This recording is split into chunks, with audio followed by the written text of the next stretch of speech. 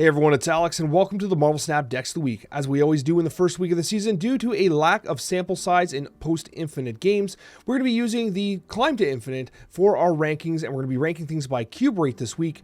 We're going to be taking into account the last 7 days of untapped-based statistics from rank 70 to 100.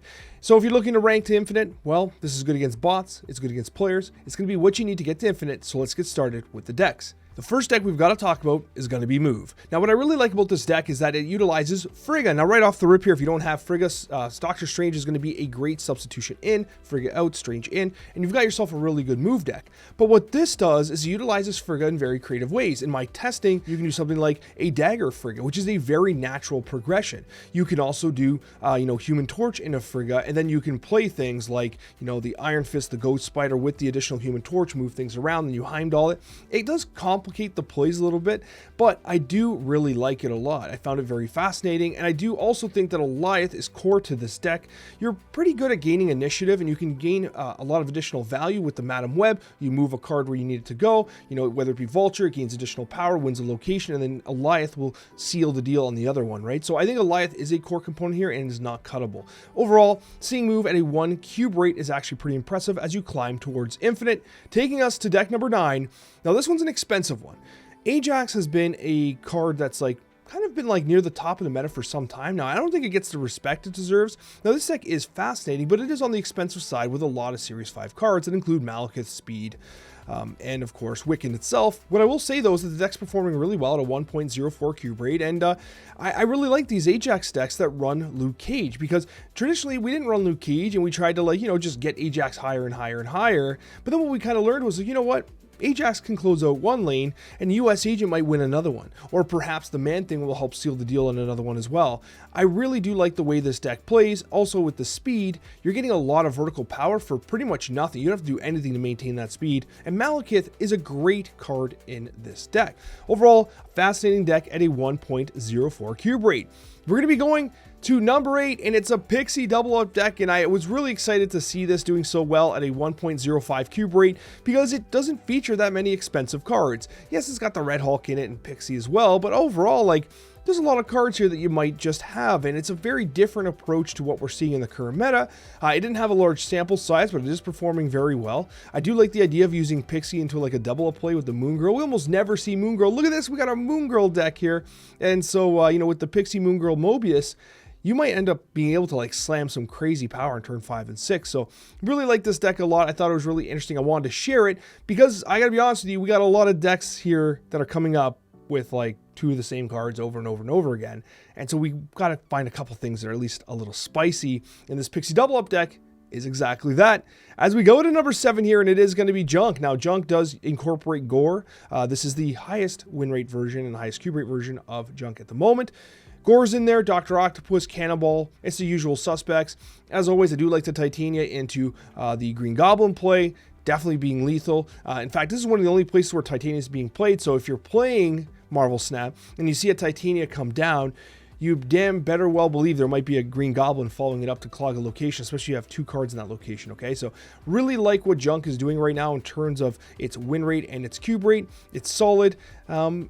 And I guess Gore is just kind of showing itself off as just a great in-slot 6 drop to close out a game, right? Because it shouldn't synergize with this deck as well as it does, right? And I guess that's kind of showcasing the general power of Gore and what it's capable of. As we move to number 6 here, and it's Agent Thena. This deck is really good because, as I discussed on the Snapchat, Gore does benefit from the hit from Bast. It benefits from the hit of Agent Venom. Everything here benefits from those, right? And then you have the Kitty Thena play, which is a solid overall. Cassandra Nova, an excellent call in the meta. And I'm having a good time seeing Hope Summers get some respect again, because Hope Summers has been a card that we honestly have not seen very much. It's also worth noting that you have the Mystique, which can hit Iron Man. Mystique can also hit the Gore. Very well-rounded deck. This is similar to what I've been playing when I just kind of play for fun. I mean, I've been playing a whole lot of Surfer this week, I gotta be honest with you. But if I'm not playing Surfer, I'm playing something similar to this. I just really like Kitty Pryde Thena, and this package with Agent Venom, Bast, Gore, and the Mystique Iron Man is just simply too good, honestly. And it has a 1.10 cube rate, which is remarkable, very high. But it's not even the highest of the week, somehow only coming in at number 6, despite just how solid this deck is overall. At number 5, we have probably the cheapest deck of the bunch, although it does still incorporate Agent Venom. It is balanced at a 1.11 cube rate. I can't believe that I said this deck was cheap. It's not. And this is kind of like the thing, right? You say something's cheap, but it has Silver Sable, Nico, Toxin, Agent Venom, Sage. There's a lot here. You have Black Swan. Like, there's just a lot here. And, like, even though they're not the usual suspects that, like, you're kind of associating with the kind of the credit card right now, the most powerful card in Marvel Snap, the credit card, in Surtur and, you know, Gore and other stuff, and Galacta right now. So it's kind of easy to be like, oh, look, it's not that expensive. And it's like, oh, wait, no, it actually still is. It's actually still a super expensive deck. So I take that back. But what I will say, though, it's performing well at a 1.11 cube rate, and if you like playing bounce, you can turn to it. I mean, Toxin really did elevate bounce to a new level. I do like the decks that do use Hitmonkey as kind of like a big pop-off finisher at the end. Definitely a massive power play card, and I'm just glad to see a deck like this back in it. You know, I'm enjoying the Hitmonkey gameplay, and obviously it was in the Spotlight Cache recently, so hey, hopefully you've got it. Moving on to the next deck here, we have Galacta Wiccan, and this is the start of the Galacta roll, because Galacta, as I said on my review, is absolutely cracked. This is utilizing a lot of additional value. I mean, listen, the Captain Marvel, as I said in my review, is insane with Galacta. I think it's incredible, if not one of the absolute best. Kitty Pryde's good as well. You got a lot of value in this deck. You have the Legion, which is a bit of a surprise play. Like, I wasn't really expecting Legion to be making a deck like this, but this is a very high-performing list at a 1.12 cube rate. But obviously you have the Gore as well. And so you have Galacta, you got Gore. And so, yeah, if you got the Season Pass and if you got the keys to roll for Gore, then, you know, you're probably looking pretty good for this deck. And I got bad news. There's a lot more Gore where that came from, and Galacta where that came from. And there's actually two versions of Surfer I want to talk about. The first is Galacta Surfer. Now, this is where the cube rates are starting to get on the really high end here at 1.13 cube rate. And I liked this a lot because it did feature Luna Snow in it. It also does have a very traditional line with the, you know, the Killmonger, the Nova. You got the Hope Summers. I just liked the way this deck played when I tested it. It's also worth knowing that this is a Serraless Surfer, which is interesting because with Luna Snow, you can get Serral on turn 4, which is something that is obviously of huge value. So overall, though, Galacta really did elevate this archetype here. And with the Galacta and the Gwenpool, you have a lot of buffing options. Brood and Absorb Man get absolutely insanely massive. And so, you know, this is obviously a very high-performing, solid deck. And that takes us into the top two here. Number 2 is Gore Negative. At a 1.16 cube rate, it's performing exceptionally well. And it should be no surprise that you're able to get a massive Gore down, slam down the Taskmaster. You got the Jane Foster play with the Mr. Negative. If anybody plays Negative, snaps, and then plays Jane Foster, you never stay in those games. Just get out. In fact, if they're going to play Psylocke or Ravonna and they snap, you should probably just leave. There's so much Negative right now because Gore is just a remarkable card in it. You have the Mystique, which is the Iron Man, and the Gore. And you're seeing a lot of this right now. Any deck that wants to run Iron Man can also usually run Gore and can also run the Mystique. So the three are being used in this massive combo play, which honestly has just been remarkable. And so it does not surprise me that this deck is performing as good as it is, because it's got absolute bangers. Every single one of these cards are absolute bangers. You know, it's near the top for a reason, but it's not the top.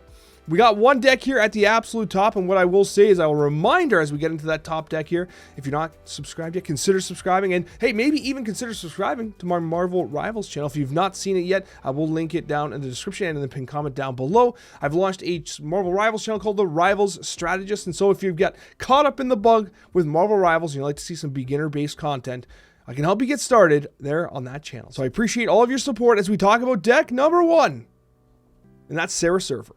Now, I did talk about 2 Surfer decks. I kind of hinted that I was going to. And this deck, honestly, it warms my heart to see Surfer near the absolute top. 1.25 cube rate, which is absolutely remarkable. It's like a full card length ahead of everyone else.